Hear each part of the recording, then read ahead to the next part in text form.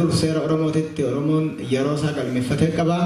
Yoo achi bilbilame dhaabuu malee falmuun hin jiru jechuudha. Sa'aatii ofiititti waan silaa barbaachistu dura dubbattu akkuma kalee jenne immoo barreeffamaan nuu kennanii maxxansinee raabsina waan ta'eef waan silaa qophoofne mara asirratti dhiyeessuun barbaachisaa miti ijoo dhiyeeffanna. Kanatti aansee obbo Hayiluun waltajjii fudhata. Waan tokko sirreessaa duratti obbo Bayyanaan hin jedhee dubbadhe. Abbaa Gadaa hin jedhu obboodha oole aangoon isaa kanaaf. Hayyee kanatti aansuudhaan obbo Lubee Bebuutu waayee gubaaf ayyaana masqalaa irratti waan nu qopheessan waan nu dhiyeessan qabani. Obbo Lubee egaa hedduu keessanii nu beektu jedheetiin amanaa. Biyya kana keessatti keessumaa biyya Western biyya Faranjii kana keessatti obbo Lubeen Washington DC dha kan jiraatanii bara dheeraa fi nama jalqabaaf qofaa isaanii ayyaana irreechaallee nama qopheessaa turan. Kanaan duras immoo Union of Oromos in North America ka jedhu bara 1974 bara dheeraa dura jechuudha nama hundeessan. Waan gubaa fi irreechi isaan Washington DC keessatti qofaa isaanii maatii isaanii faana jalqabanillee amma guddatee daraaree akkuma argitan waan isa Oromiyaa bira ga'uuf xiqquma malee sana hanqatu waggaa darbee fa argitaniittu keessumaa. Kanaaf waan baay'eedha waa'een isaanii numa beektu jedheetiin amanaa. Kanaaf iyyuu amma obbo Lubeetiin. Sa'aatii isaanii qabiif gaa harkaas harka. Sa'aatii isaanii nyaatamuu qabu. Isaan masqala jedhanii masqalli kan gaafa daaraa guddaati. Egaa kana tokko kanan kan lammataa maalinni akkatti gubaan godhamu Oromoon ollaadhaan ollaa ofii aantee ofii firootatu qubata. As firri kumas ta'uu danda'u 20 ta'uu hin danda'u manneen jechuu kooti firri qubatu kana maqaa qabu yookaan iddoodhanii yookaan gosa naannoo saniitiin beekamu. Hangafuuf walakkaadhaa qabu. Gaafa gubaasanii mataa dura namni hundumtuu qophaa'eet hangafticha eega. Abbaan baasee jedhanii raawwatanii teeku. Ammasitti abbaan hoo baasuu jalqabe mana hundumtuu qabsiifatanii manaa ba'a gubaan. Mana qabsiifatanii karra isaanii duratti yeroo gabaabaadhaaf ibsanii irsaaniitiin ijoollee qaban ijoollee wajjiniin nama 3-4 ta'an achumatti waaqa kan isaanii kadhatanii erga fixanii bakka nama hundumaafuu qophaa'ee san achitti ollaan hundumtuu yaa'ee ibsaa isaanii ibsatu. Erga ibsatanii fixanii achitti dhangaan hin dhufaa mijuun hin dhufaa dhiirri eebbifataa dubartiin eebbifatti. Achirratti erga kan qopheechuu ishee achirratti erga eebbifatanii booddee Ooka'oon deebitee birraa deebitee birraa farduma leellisa dargaggeechi jedhanii isa sirbu. Baay'ee nama gammachiisa dhugaa. Dubartiin akka isheen itti uffattu shurubbaan ishiin dhaattu guduruun ishiin tolfattu beerreen daabee isaan dhaatan lukkisa isaan tolfatan namni hunduu ofiisaatii qaba akkasitti kan godhan. Taa'edha. Maaliif isaan irreeffatanii fixanii jedhu garuu namni biraa halaalaa dhaqee irreeffata. Lafti tun hunduma keenya baatti odoo lafti waaqni nuu kennuu baate urjii faddeecha nuu kennuu baate biiftuu nuu kennuu baate lafaaf ulfina hin qabnu. Asirratti hoggaa warri keenya manguddoonni keenya erga silaa hoggaa jedhani lafaafillee lafa kana kan waaqni nuu kenne eebba hoggaa kennan lafaaf ulfina guddaa qabna. Garuu woonu lafaa kana ulfina qabnu namni waan lafatti sagannu itti fakkaata. Urjiidhaafis ulfina qabna. Waan biiftuudhaafis ulfina qabna. Kanaaf Oromoo waaqa hin kadhata. Hamma Oromoo kan waaqa kadhatu hin jiru. Sanbata duwwaa miti. Garuu wanni guddaa yeroo lama waan hin oolu hoggaa gadi ciise dugdi isaa itillee tuqe kan guyyaatti ooleef waaqa galata kennu kan guyyaatti ooleef kan halkaniitiif nagaan akka bulu kan dhabeef akka waan inni kennuuf kadhata dhume kadhata hoggaan jedhu warruma manaa nama jechuu kooti nama tokkichaa miti isarraa naanee Oromoon ganama ka'a biiftuu boroo lafaa biiftuun baatu fuula achitti garagaleet waaqa kadhata nagaan na bulchite nagaan na oolchite jedhee raawwatee kadhata kan fuulduraatiif immoo nagaa naa godheedha biyyaafis loonifis waan hundumaafuu tole waaqa kadhata akkasitti Oromoo waaqa kadhata akka Oromoo kan waaqa kadhatu hin jiru waaqa waan kadhatee fi Oromoo waan hundumaa hin dhagaa fi egaa jidduu kanatti yeroo hundumaa waaqa kadhata kanuma irratti fitaa saan koo ga'ee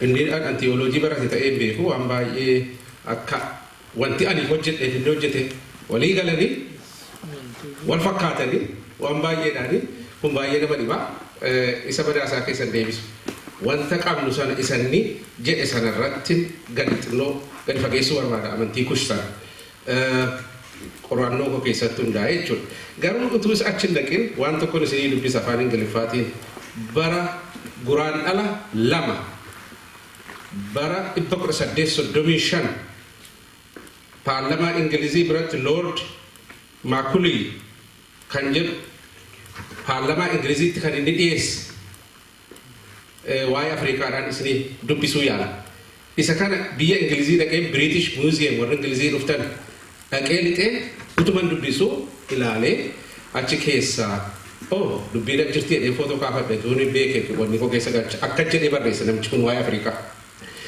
I have traveled across in the length and breadth of Africa and I have not seen one person who is a beggar, who is a thief.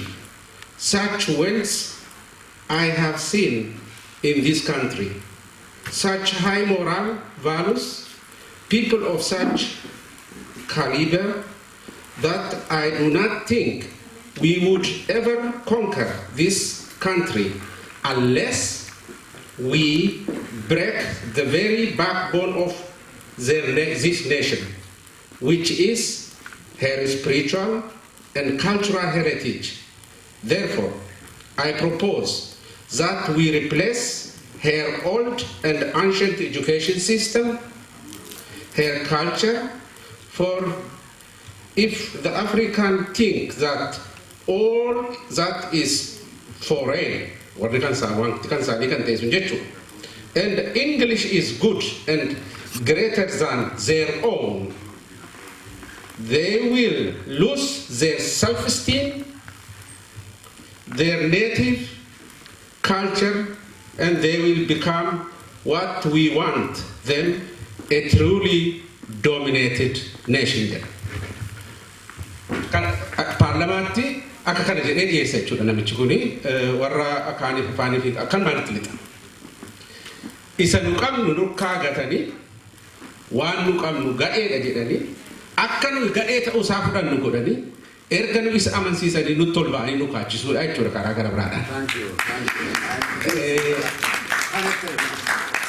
Kanaaf isa kanarratti hundaa'eetan qorannoo koo kana geggeesse akkuma ati jette isa kana kitaaba kana keessatti hamma tokko barreesseera wal bukkee qabe amantii kiristiyaanaa amantii Oromoo wajjin wal bukkee haa qabu iyyuu malee anis amantii Oromoo sati jettu sanaa walii gala waaqeffannaarra isa wal bukkee ergan qabee booda amantii Islaamaa amantiin kiristiyaanaa erga dhufanii waan bade hinille hunduma isaa keessa gasha naa hubadha na baay'ee dhagahu amantii kamiin gadi qabuuf kamiin ol qabuufis hin gooneef kana waan man jiru sana baruudhaaf dhugaasee kokkotuuf hin bare malee hanqeesii ta'ee amantii kiristiyaanaa hin balleessu beeka achiin biddeen nyaadha. Garuu biddeen achii nyaadha jedhee immoo daba mana keenya keessa jiru immoo hin dhossu hanqeesii. Maaliif waaqi gaafa na uume dhugaa dubbachuudhaaf na uume. Amantiin an barsiisus immoo waa'ee dhugaati waan ta'eef waa'ee kanaa kokkotuun irra jira. Kanaaf kiristiyaanonni, islaamonni waaqeffataan yeroo dhageessan hundi waaqeffataa isin deeggaruudhaaf islaamiin hojibbuu fi kiristiyaanni immoo aarii nurraa qabaa nuti hin jedhina kana miti. Dhugaadhaan isinii gala. Dhugaa kokkonnee baafnee burrisinee dubbannee lafatti jallatee jalleessinee qalbii diddiirrannee waliin akkamittiin Oromoof Oromiyaa ijaarree walii wajjin jiraannaadha dubbiinsa. Kan oduwaadha. Kanarratti hojjeteen egaa kan amma gabaabaatti isa sila jette kanarratti si deeggaruudhaaf amantiin waa'ee aadaadhaaf amantiidha. Kan hiikan jarreettan kan warra Ingiliziiti yeroo duraatiif namicha A.B. Taylor nama jedhamu kanatu amantiidhumaa fi aadaa iyyuu hiikaa kenne yeroo duraatiif namitti rakkachaa turan. Inni kunis immoo waa'ee amantii hiikaa inni garasiisuun immoo anthropologistiidha. Amantii akka inni itti hiiku A.B. Taylor sun aadaa jechuun jedha aadaa hiike mala jireenyaa tokko amantii lama seera sadii duudhaa namoonni horatanii jechuudha. Kana jechuun amma garsinii jibsuudha. Aadaan waan baay'eedha waan guddaadha. Amantiin damee aadaati. Karaa gara biraa isatti waa'ee irreechaa ittiif amantiin aadaadha. Aadaan immoo amantii jechuu miti. Sababiin isaa aadaan siyaasas dinagdees hawaasummaas waan baay'ee ofitti hammata. Amantiin waa'ee waaqaa sanatti geessa waan ta'eef garuu amantii dhumtiyyuu aadaa ta'uusaa akkanaa bartan. Akka anthropologistitti walii galan jechuudha. Teoloojiinis qeesinis. Kanaaf irreecha aadaa miti aadaadha wanti jedhamu anthropologistitti walii gale irreechi amantiidha. Amantii keessaayyuu amantii sirrii. Kanaaf itti yellaina jechuudha agarsiisanii jedhe. Gara aadaati jennee uummata Oromoo amansiifnee nuu dhufaa aadaa jaallatan jedhana. Irreechi qaama amantii Oromooti. Irreechi qaama aadaa Oromooti. Irreechi waan Waaqayyo jaallatudha. Irreechi jechuun afa warra Yihuudotaa biratti ayyaana makarii jechuudha. Isa kan warra afaan Jarmaniitti ente daanki jechuudha. Tokkichuma waaqa galateeffachuu jechuudha. Kanaafitu sirriidha jechuudha. Amantii akka kanatti ilaalla. Amantiin immoo namicha kanatti hiikaa nama baay'ee hiikaa kan ittiin waaqa ofii quunnamanii waaqaa wajjin walii wajjin jiraatanidha. Akka kana Giriiks kan jedhee kan inni isa kana immoo mallattoo garaagaraa qabu bokkuu maaloo callee kaleessa jedhan sanaa dhaabata kana kallachi kuni akkuma fannoo warra qeesotaa mallattoo ittiin waaqa waaqessanidha jechuudha. Warri kiristiyaanaa fannoon suni waan ittiin du'a mo'an mallattoodha. Utuu haasofnu fannoon sun eessaa akka dhufte booddeen yeroo qabaanne isinitti himu. Masqaliinti sun iyyuu. Garuu warri Afrikaa balleessanii waan sadii irratti hojjetan daba Afrikaa irratti Oromoo dabalatee jechuudha. Akka nuyi kan keenya jibbinu tokko maqaa keenya jijjiiran. Maqaa Afrikaa jalqabee kan Oromoo walitti dabalatee jechuudha. Maqaa jijjiiruu dura yaada uumu the thinkers isaantu yaada kennu. Maqaa jijjiiruu achi kaasanii galmee seenaaf seenaa jiru hundumaa barbadeessanii balleessu. Kana booda achitti dabalanii garboomsu. Erga garboomsanii immoo seenaa sobaaf gara biraa sabicha barsiisanii sabicha akka inni seenaa sobaa sana fudhatee ittiin guddatu jiraachuudha. Akka kanatti hojjechaa turanii isaan keessaa nami dura Awurooppaa keessaa seenaa barreessaadha jedhamu namicha kana Heroodootus nama jedhamu kun kan inni jiraatee bara 480 Kiristoos dura dhalate nami isaan akka waaqaatti histooriyaana jedhanii barreessan namicha kana. Namicha kanatu yeroo duraatiif maqaa saba gurraacha macaafa qulqulluu keessa 45 kush jedhamee taa'u irraa haqee Atiyoophiyoos jedhee afaan Giriikiitti kaa'e jechuudha. Atiyoophiyoos jedhee walumaa gala gurraachi kun waluma garbi kun waluma fakkaattii jedhe. Itoophiyoos jechuun nama fuula gubataa jechuudha. Warri Abashaa yeroo interview kenne darbe irratti kan isaan naafalmani የተቃጠለ ሁሉም መጥቆሩ ስለማይቀር ምንም አይደለም ጀሩ ንጎጎ ሲሳኑ ኢትዮጵያ ሰነት ነመነ ይትንፋ ወራ ፉለ ጉባታ ጀዳኒ ጀቹኒ ፊ መዲካሊ ጉራቸ ጀቹን ዋንገራገር ጉራቹ ማዳን ኒቦና ፉል ገኘ ጉባታ ምትገሩ ጀቹ ነምቺ ኩን ገሩ ቱፊራ ከንከ ነሚ ዌጋን ኩን ኩሽ ጀዴ በሬሱ ቱ ደንደው ዮኪስ ሞዋንጋ ከኑ ቱ ደንደው Atiyoophiyoos jedhee achi isa booda macaafa qulqulluun inni waggaa 500 Kiristoos dura barreeffame amma akka inni dura warri akaadaamiidhaa jalqabanii akka warri amantiitti dhufan isinitti geessutti jira. Inni kun jaarraa sadaffaa keessa dhaloota Kiristoos dura 275 hamma 132tti macaafi kakuu moofaa hiikame afaan Hibruurraa afaan Giriikiitti yeroo sana namichi kun mootiin Giriikii kun namichi maqaan kana jedhamu kun inni gurraacha kana ol gara Ijipti lafa jedhamu kana qabate bulchaa ture.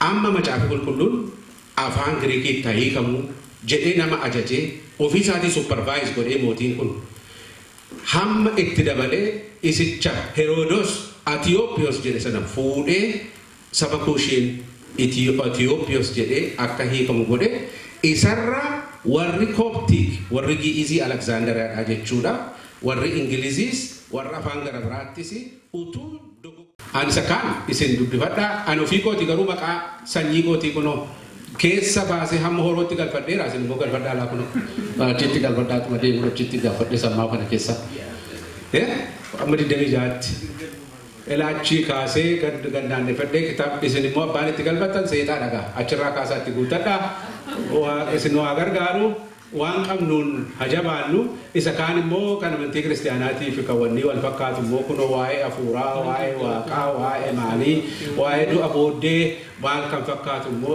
wanni godheera garuu Oromoo wanti inni baruu qaba waan tokko wanti kana keessatti hambara tokko of hin baqachuu dhiisee of baruu namni of baqatu takkuma of arguu hin danda'u of baqachuu hin qabu. Namni of hin beekne waan tokko iyyuu hin beeku. Namni waa hin beekne takka achoofama takka asoofama. Namni seenaa hin qabne seenaa halagaatiin jiraata. Seenaa keenya habarannu waan qabnu hamararsiifannu waan ittiin jiraannu hundumaa amantiin immoo hundinuu amantiidha. Inni kun hundinuu biyya keenya nagaa ilmoo namaatiif tokkummaa Oromootiif hojjechuu qaba.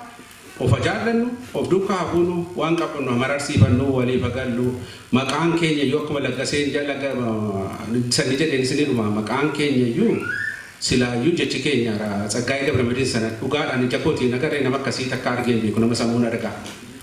Wallaggaa wal tokkummaadha walloo wal qixxee wal maraa walisoo wal jedhamu kana waliin qabna waliin deemna walii galla inni jedhu kun hundimu wal kan jedhu hieroglyphics keessaadha inni namichi kun maal akka inni bareen beekuun barasan kanaaf nuyi jara keenya achi dhumne qomoo mootii keessaa dhumne waaqa biraa dhufe waaqa nutti kenne seera waaqa nu kenne ittiin fufnee ittiin jiraanne biyyicha biyya lafaatiif bu'aa buufneerra barumsas beekumsa laanne ammas nagaa dhabdeetti biyya lafa nagaa nutu beeka nagaa kana ofiifis alaannu of gidduu Oromoottis nagaa buufnu biyya lafaatiifis nagaa habuuf waaqnu agargaara.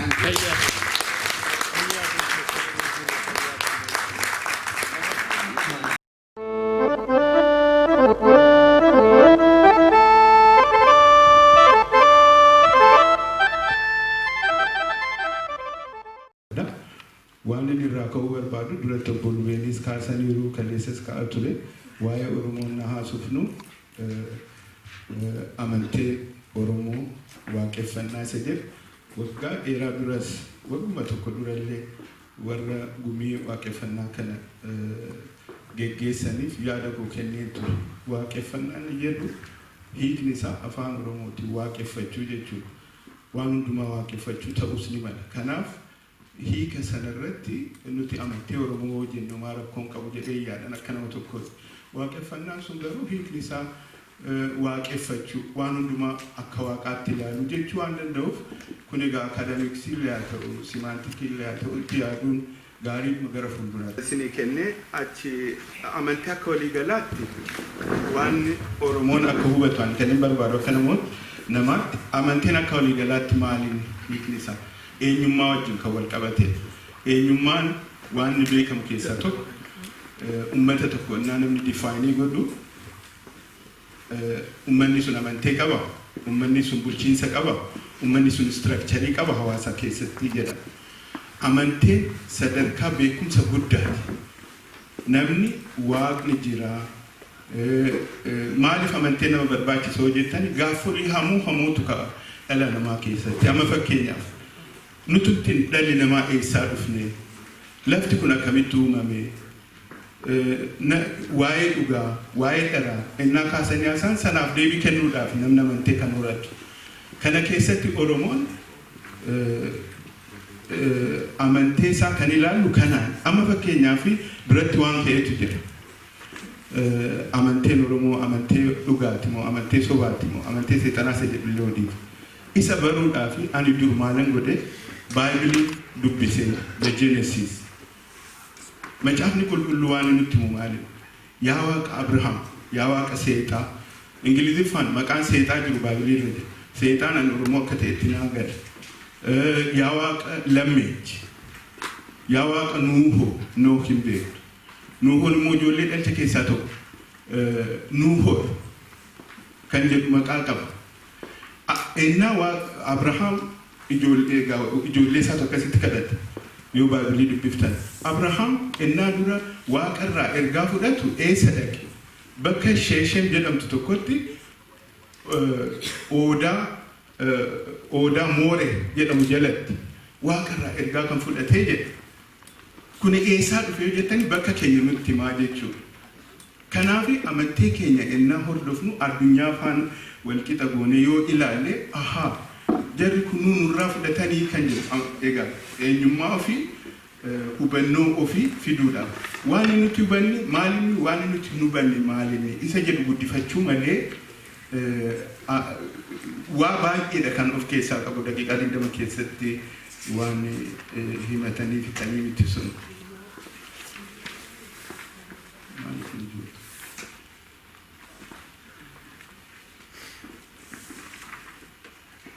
Duratti ka'eera waaqa tokkichatti buluu waaqa diroo waaqa dhuftuu alfa omeegaa isa jedhamu sana kan ture kan jiru gara fuulduraattis kan jiraatu. Kun egaa xinnoo ishee walitti qabsiisuuf kan inni haasa'u waa'ee galmaa fi waa'ee qaallotti sana walitti fiduuf hiikni Odaa nu biratti jiru hiikni ayyaanaa nu biratti jiru maal inni isa jedhu walitti fiduufani kana wajjin wal qabsiisee amma duratti nuti kan tulluutti baanu waan tulluun ol fagaatee maaloo jedheefi miti. Amma warri nu barreeffamaan amantee isaanii dhiyeessan maal jedhamu warri amantee kiristaanaa hordofanii Baayibilii macaafuma qulqulluutti isin deebisa.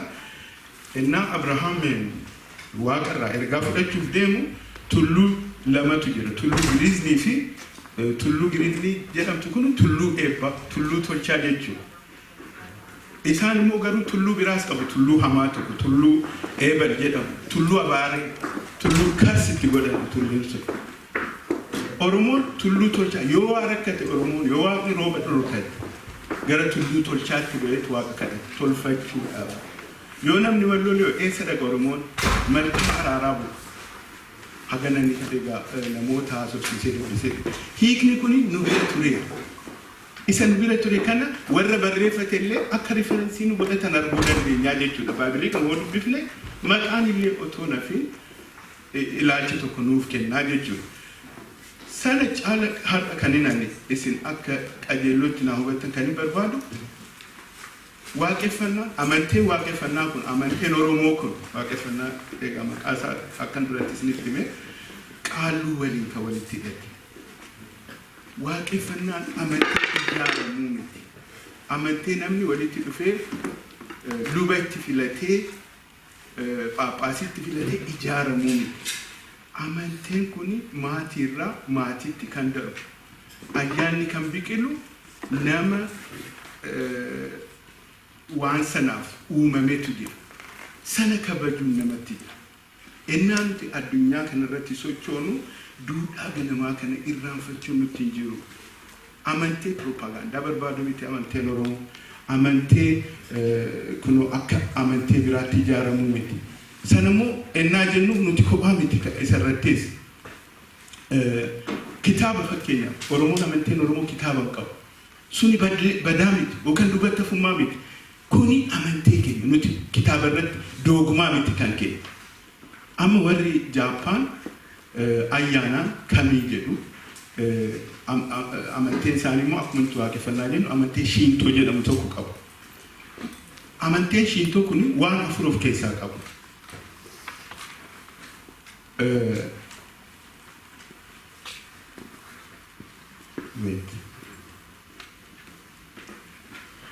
Waan afur kun maalinni duudhaa aadaa maatii isa nuti jennu kana amma nuti ayyaanni kan maatiiti kan lammiiti isa jennu kana waan akkasii of keessaa qaba. Jaalala uumaa fi uumamaa nature amma Oromoon akkamitti qanansiisa biqiltuu waan akkasii qaba shiintoo sun qulqullina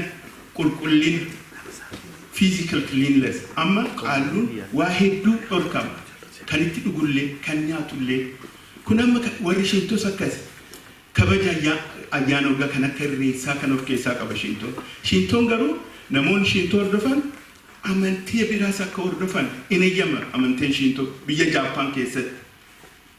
Kan Oromoos in eeyyama.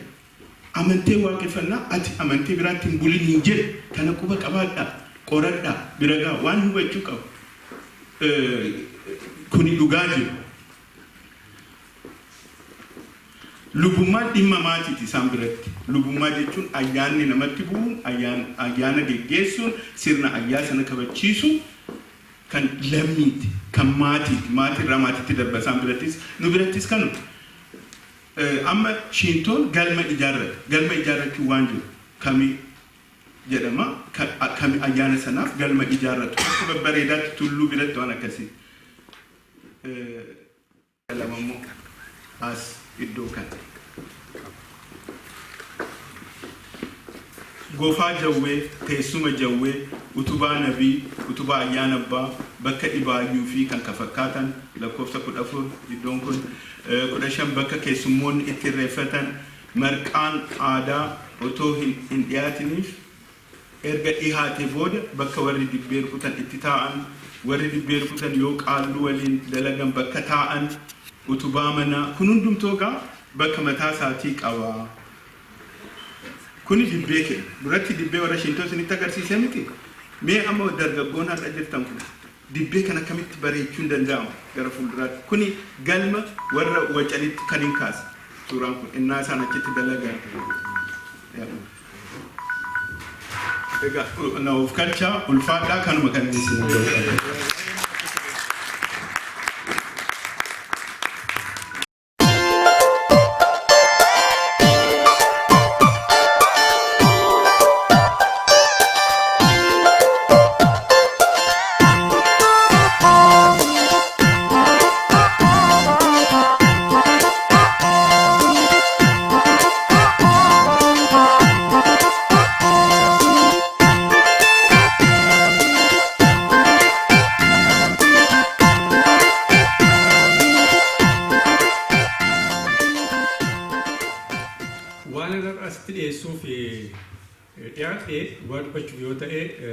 Wanna haramiti tokko kanuma keessatti dhaqee guddate caalaasaa waan nan immoo itti dabala kan hin gargaara kan jedhu waan barumsa yeroo keessa argattedha kanarratti kan hundaa'e. Egaa kanaan dura akkuma amma dhaabasaan dubbatee yeroo baay'ee yeroo dheeraadhaaf waan moroon kanatti nan barreessasi nan baasas. Maas miidiyaa amma bahe kanarratti waan har'a dhiyeessu kuni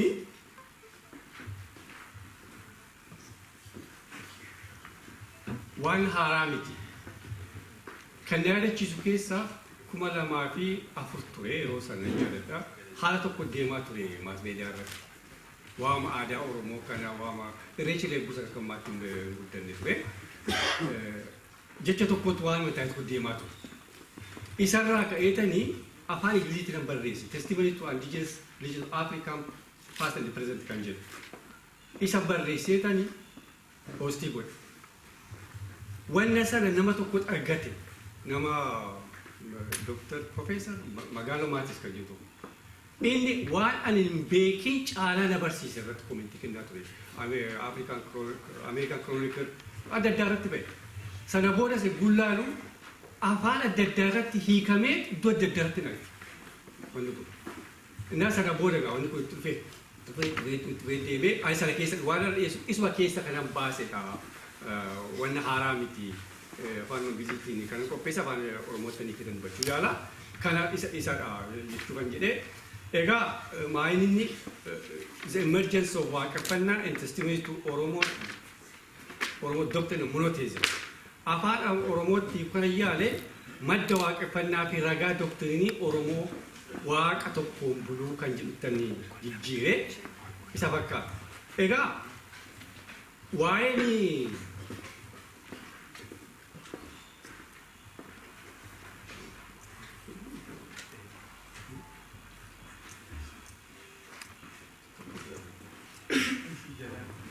inni maalinni Oromooni waan seexanatti amanaa, mukatti amanaa, lagatti amanaa, waaqa hin beeku warri jedhantu jiru.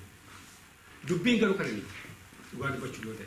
Ani yeroo ammaa kana muuziyeemii tokko jira. Muuziyeemii Ancient Egyptian Museum kan jedhu. Muuziyeemii tokko.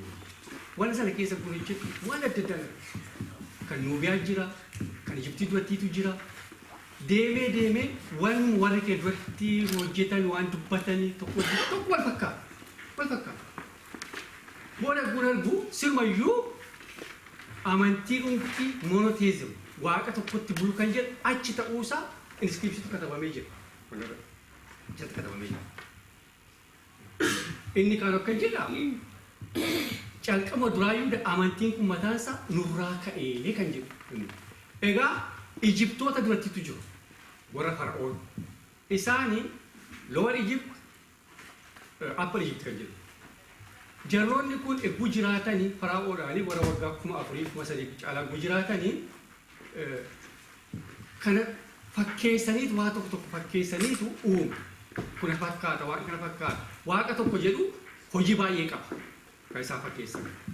Hojii kan baay'ee qabu immoo waaqa tokko fakkaataa jiru. Tokko akkasittiin deemaa ture.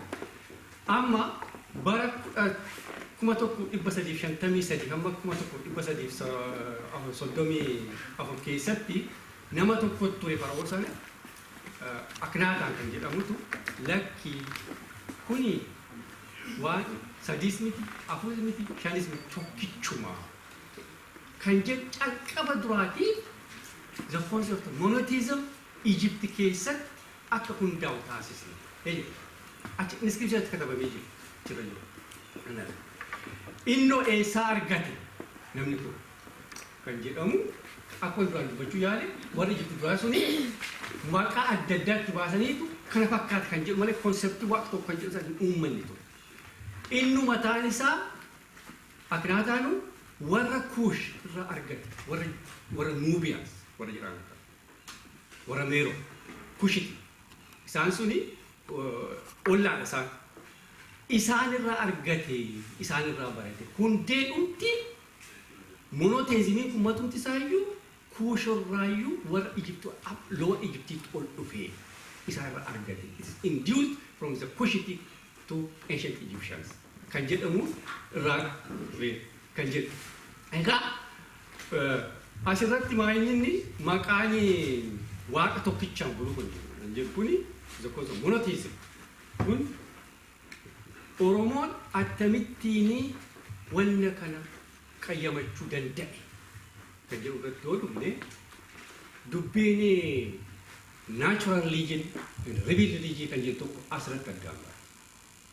Duraan dubbatamaa ture mana keessatti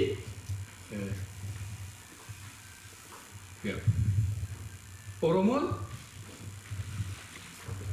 akkamittiin qayyabachuu danda'e nama tokkotu akka nabiyyitti bahee ittiin otoo hin ta'in it came out of the collective mind, collective thought of the society. Achi keessaa uummanni tokko uummanni Oromoo haa ta'u warra kuushi duratti kun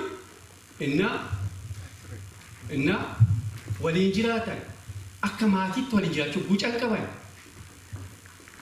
maaltu nu uume kan jedhu ogaa maaltu nu lafa kana maaltu uume muka maaltu uume bishaan kana maaltu uume kan jedhu jiraachuu qaqqaba isaa deebii kennuun calqabee jecha sana booda waaqa tokkicha humna tokko duwwaatu jira kan jedhu irratti uummanni sun collectively release agreement jechuun danda'ama sana keessa kanaaf egaa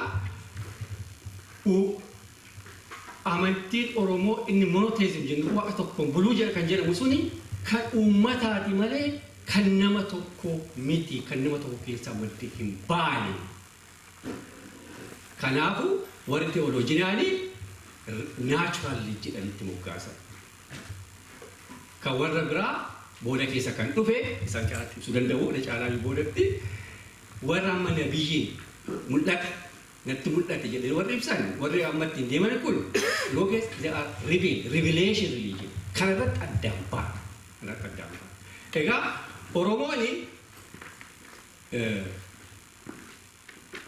Oromoon egaa waaqa kana maal fakkaata guu jedhee dubatti baasu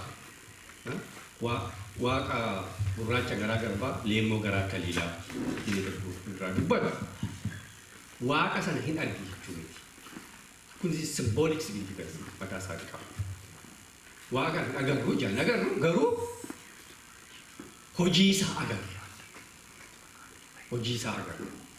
kan jedhu gurraachi garaa garbaasu kanarraa kan wanna kun ta'e maqaa waaqa jedhu kun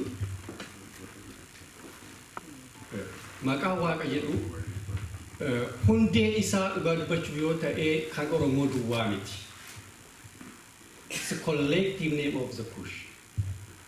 Kushuun hundumtuu waaqa kan jedhu qabaatu iddoo tokko irra jiraachaa turan jechaadha.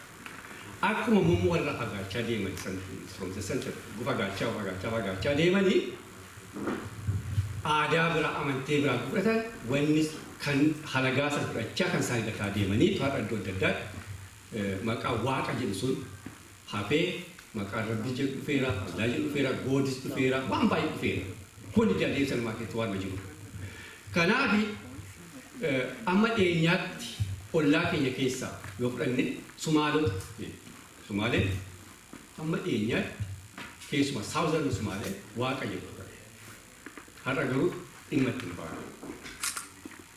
Maaliif amantiin isaan irratti hordofan amantii Islaamaati. No maqaa Rabbi jedhu bakka bu'eera. Namicha tokko kan barreessee jira waa'ee Sumaalee irratti the pastoral democracy kan jedhu irratti karaa juubaa kana hafaniiru hammayyuu 60moota keessa 1960moota keessa kan barreesse hammayyuu warri Sumaalee jedhan jiru. Warri noorzii garuu erguu isaan akka jedhan waaqa jedhanii dubbatan itti kolfu hamman qulqulloomni jedhuuni jedha.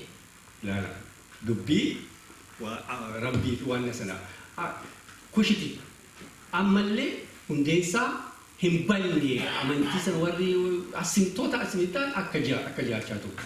Kan biraa uummanni koonsoo haqayyuu qaaluu waaqa jedha. Raandillee haqallee waaqa jedha. Egaa yeroo keessa maqaan kun kan biraa beekamu hundee isaa kan kush turuusaa ta'uusaa nuttisiisa. Bara tokko 2005 or 2005 keessatti fakkaata har'a lisa jiru dooktarii tokkotu bara West Afrikaa deemeera Girmaat Profeesar Girmaat. Wanna tokko irratti baaseera gaazexaa wanti oolaa irratti. The Oromos in West Africa achirratti.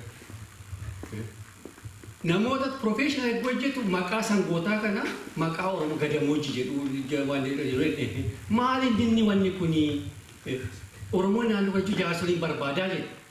Jaarsolii barbaadee kun dubbisu namoota tokko kun dubbisu eessaa dhuftan sintu karaa baabiyyeetu achi dhufne jechasi. nulloon qabna. Amantii kee duratti durii waaqa jedhama. Waaqa jedhama. Abbaan keenya immoo boorana jedhama jennetti. Akkana jennetti. This is in West Africa. Naannoo Senegaal. Egaa kun maali kan kana fidee maqumti waaqa jedhamu kuni hundeen isaa kan kuush ta'uusaa akka nu mirkaneessu. Nu mirkaneessa akka jiru.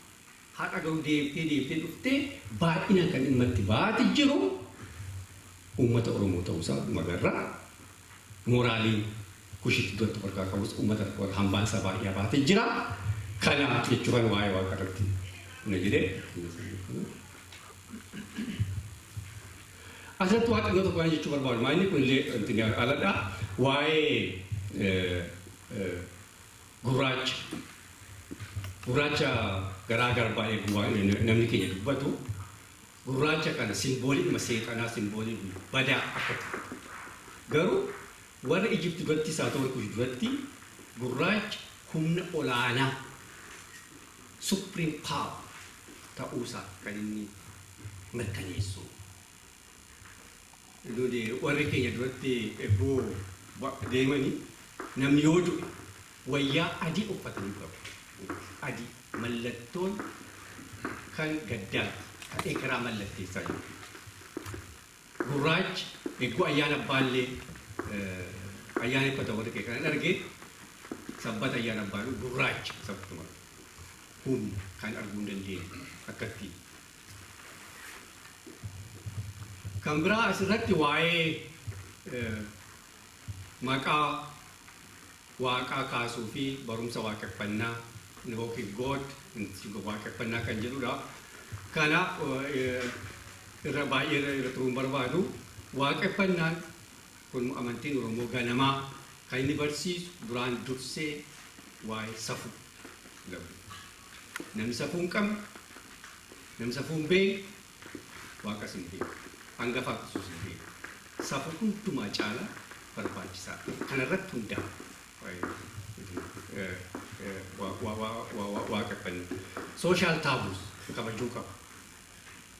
Laguu hawaasummaa kan kabajnu waaqaafis lafaafis waan qabu achirratti hundaa'a kan jedhu kan gabaabatti. Kan biraa waan jechuu barbaadu inni waa'ee waaqeffannaa fi biyya Oromoo. Si goonee bira ga'uudhaaf baay'ee gargaara. Akkan jedhu irratti kan kaase. Dhumarratti waan jechuu barbaadu xumurati. Bara 2008 asitti irreechi godhanii ture. Yeroo sanatti akkasuma waamanii bolanaa qofan waamanii agartoomanii obbo Hayyuu Dabbasaa guyyaa waamanii turan. Guyyaa gaaf sanaa akkasuma ta'an kan isin barsiisan keessa waan baay'ee kan baradhe keessa tokko uummanni yookaan namni aadaa hin qabne garbichaa jedha. Dhugaa garbicha. Attamitti garbicha ta'inna garbichi gooftaa isaa malee beeku. Isaan waamu seenaa kan isaati. Maqaa isaa waamu hundumtu kan isaati. Dhugaa. Egaa nutis uummanni Oromoo kan qabu yaraa isaa ta'u gaarii isaa ta'u kan isaatiin boonuu qaba. Kan isaa kunuunfachuu qaba. Kan isaa irra deemee ilaaluu qaba. Yoo hin qabnu ta'e eebbifachuu waan jiru. Liqeeffachuu waan jiru. Otuu qabnu otuu fi keenyaa qabnuuti maali kan namaatiif boonu suni irra deemee ilaaluu barbaachisaa dha. Asumaan xumura galatooma.